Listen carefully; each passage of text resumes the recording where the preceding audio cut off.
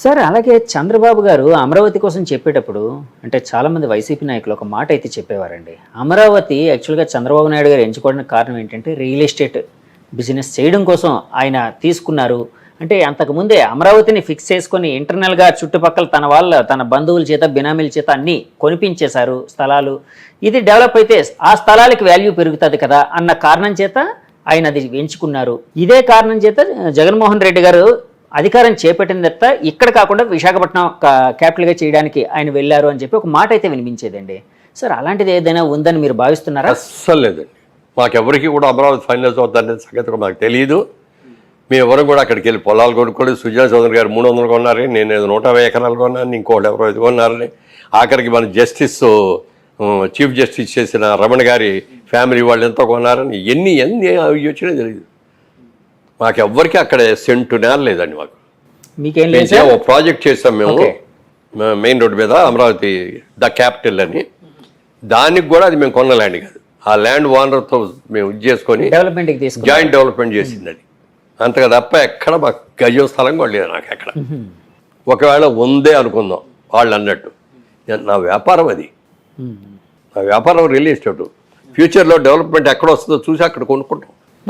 అది విజన్ అండి. నా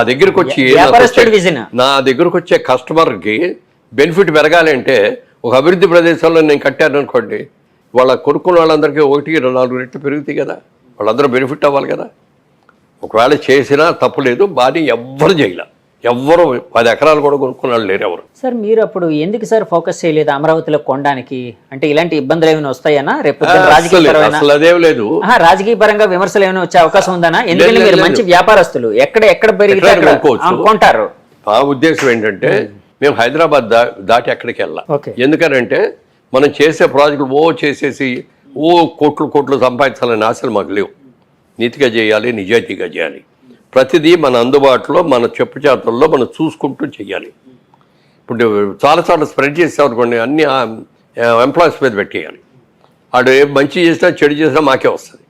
ఎప్పుడు కూడా అతిథికి వెళ్ళొద్దు. మనం లిమిటెడ్గా చేస్తున్నాం. మనం చేసేది కూడా నీట్గా చేసుకోవాలి. ఎక్కడ ఏ ప్రభుత్వ ఆస్తులు మనకు వద్దు. రైతుల దగ్గర నుంచి క్లియర్ ల్యాండ్స్ కొనుక్కుందాం, డెవలప్ చేసుకుందాం అని చేశాం. కాబట్టి అక్కడికి వెళ్ళాలనుకోవాలి. కాకపోతే ఏంటంటే రాష్ట్ర విభజన జరిగింది, ఒకటే ఆంధ్రప్రదేశ్ అనుకున్నది, తెలంగాణ విడిగా, ఆంధ్రప్రదేశ్ విడిగా 2 రాష్ట్రాలుగా చీలినాయి. కాబట్టి మనందరం కూడా అక్కడి నుంచి వచ్చిన వాళ్ళం. కాబట్టి ఒక వైజాగ్ను ఒక విజయవాడ మనం కూడా చేస్తే బాగుంటుందని ఒక ఆలోచనలు వచ్చి కొందామని వెళ్తే అప్పటికే రేట్లు పెరిగిపోవడం వల్ల కొనలేకపోయాం. సరే ఏదో దొరికింది, జాయింట్ డెవలప్మెంట్ చేసాం. అంతకుమైనా ఏమీ చేయలే. వైజాగ్లో కూడా ఏమీ కొనలేదు. మాకు అక్కడ ఆటోమొబైల్ బిజినెస్ ఉంది, మారుతి కార్ డిస్ట్రిబ్యూటర్స్, మాకు షోరూమ్స్, వర్క్షాప్స్ వేయండి. వాటికి కావాల్సి కొనుక్కున్నాం. అవి మార్కెట్ రేట్లో కొనుక్కున్నాయి. ఇది కూడా గవర్నమెంట్ ఇచ్చిన ఏం కాదు. అంతగా మినహాయిస్తే వ్యాపారం కోసం, రియల్ ఎస్టేట్ వ్యాపారం కోసం ఎక్కడ ఒక గజం కూడా కొనాలి ఆంధ్రప్రదేశ్లో. సార్ ఇప్పుడు అంటే తెలంగాణ, ఆంధ్రప్రదేశ్ 2 స్టేట్స్కి విడిపోయింది. సరే, ముందు చంద్రబాబు గారు జమానా 5 ఏళ్ళు ఆయనది, తర్వాత జగన్ గారు జమానా. మళ్ళీ ఇప్పుడు 2024లో ఇప్పుడు కూటమి వచ్చింది, చంద్రబాబు గారు మెయిన్గా. సో రియల్ ఎస్టేట్ పరిస్థితి ఎలాగుండే అవకాశం ఉందని మీరు భావిస్తున్నారండి? ఎందుకంటే ఆ విజన్ అనేది మీకు ఉంది కాబట్టి అడుగుతున్నానండి. రియల్ ఎస్టేట్ అనేది ఇవాళ రోజున ఏదో కోట్లు ఈజీగా సంపాదించవచ్చు, తెల్లారిపాటికి వచ్చేస్తాయి అనుకోండి. చాలామంది వచ్చారు, చాలామంది చేశారు, చాలా తప్పులు చేస్తారు కొంతమంది.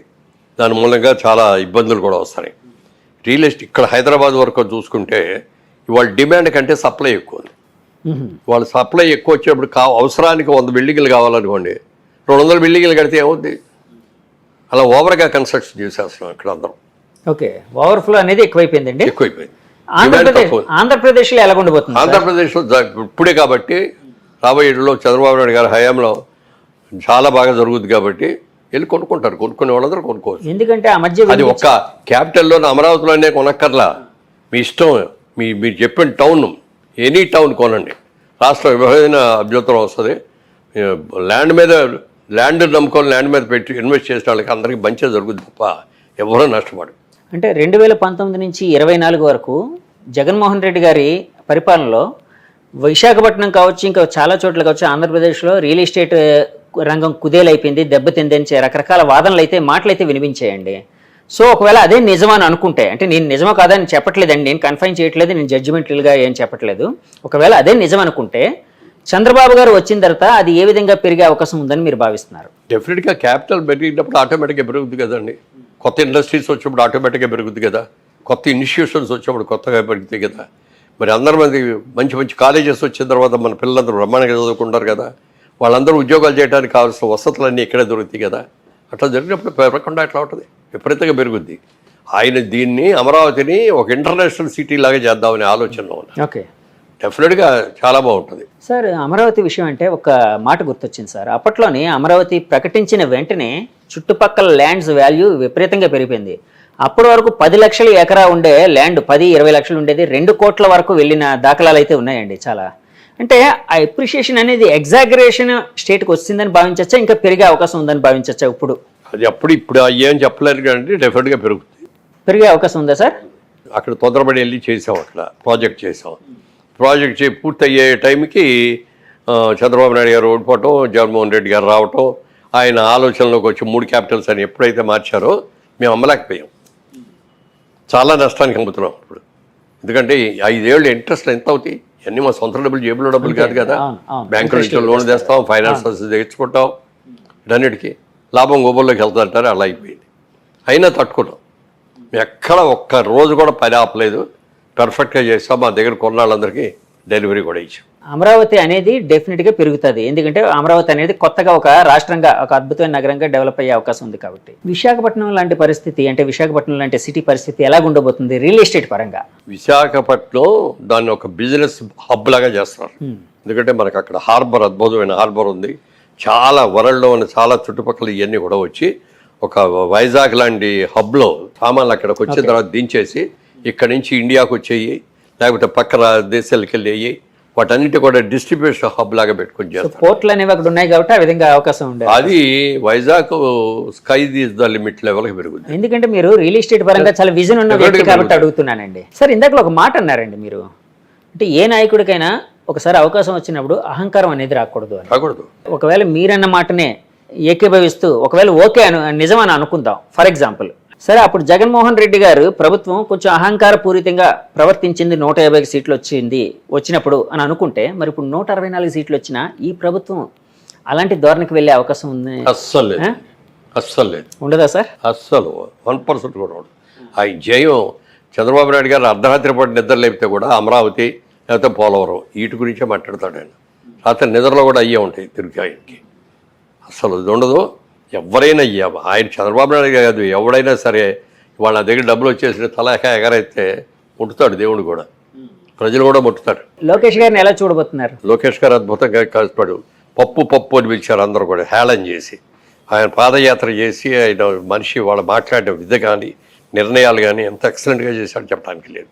అలాగే సినిమా వాళ్ళు వస్తారు పోతారు, వాళ్ళు ఏం చేయలేరు అనుకున్న పవన్ కళ్యాణ్ గారు దాదాపు 15 సంవత్సరాలుగా గెలిచినా ఓడినా ఇక్కడే ఉండి ఇవాళ రోజున కీ అయిపోయాడు. ఈ కూటమి రావడానికి ముఖ్య కారణంలో చెప్పాలంటే అది ఆయనే తీసుకున్న లీడ్ అండి. చంద్రబాబు నాయుడు గారిని ఒప్పించుకున్నారు, అక్కడికి వెళ్ళి మోడీ గారిని ఒప్పించారు. వచ్చే ప్రభుత్వ వ్యతిరేక ఓటును చీల్చుకోకూడదు, మనం ఒకే ఇదిగా రావాలి అని చెప్పి చేసి ఎంత ఎక్సలెంట్గా చేశారో, మోడల్ లాగా చేశారు కూటమి అనేదాన్ని. దానికి పూర్తిగా పవన్ కళ్యాణ్ గారిని చేయాలి. తర్వాత లోకేష్ గారు, యంగ్ జనరేషన్ రావాలి ఇక్కడి నుంచి. వీళ్ళందరూ కూడా ఇప్పుడు యంగ్స్టర్స్ రావాలి. యంగ్స్టర్స్ రావాలి అంటే వాళ్ళకి చేయాలి, వాళ్ళకి అవకాశం ఇవ్వాలి.